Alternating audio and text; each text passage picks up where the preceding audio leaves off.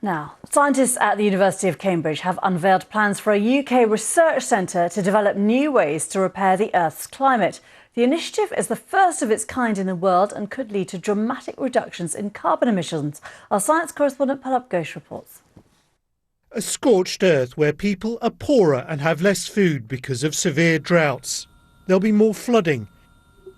And all the coral has gone. That's what we're headed for, unless we do more to cut emissions of carbon dioxide. Scientists at Cambridge University fear that reducing CO2 emissions on its own won't be enough. The man who's led efforts at the heart of government to combat climate change for 20 years is planning to set up a new research centre to develop ways of repairing the damage that's already been done. We are looking for processes that are scalable, by which I mean processes that can take out billions of tons of greenhouse gases each year. With trillions of tons of ice gone from both the Earth's poles, the new centre will look at ways of refreezing them. One idea is to have boats spray seawater into the clouds above the ice to reflect sunlight away from them. Another is to develop forests of artificial trees to absorb carbon dioxide, just like real forests, only better. And some think releasing shiny discs into space might act as a planetary parasol, reflecting sunlight and cooling the Earth.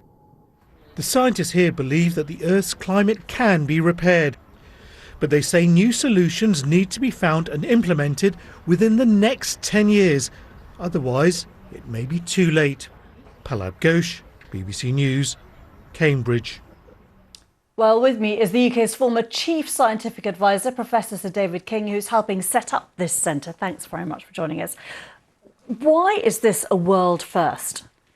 In what sense? Basically, the focus of all of our political and scientific attention until now has been on how do we reduce emissions as quickly as possible. Now, because we haven't actually done that quickly, and don't forget these discussions began in 1992, we haven't done that quickly enough. We need to be looking at how we can repair the damage that's already been done to the climate system through emitting too much greenhouse gases. We are emitting around 50 billion tons of greenhouse gases into the atmosphere every year. And what we need to do, therefore, is threefold. One, speed up the rate at which we reduce emissions. Stop using fossil fuels. That's yesterday's technology. Two, we need to reduce the amount of greenhouse gases in the atmosphere by pulling it down. Reduce CO2 already emitted into the atmosphere. We need to develop the techniques that are scalable, that can pull down billions of tons of greenhouse gases per annum. And we also need to make sure they don't cost too much. So all of these technologies need to be developed, tested, run through to demonstrators. So you're talking here about radical plans to reverse the damage that's already been done. Can you just tell me practically what that might look like? Right, so let me focus on the Arctic, where the Arctic sea ice in the summer has now been reduced to the point where the Arctic Sea is more than half exposed to sunlight. That means the Arctic region is now heating up 2.5 to 3 times faster than the rest of the planet from climate change.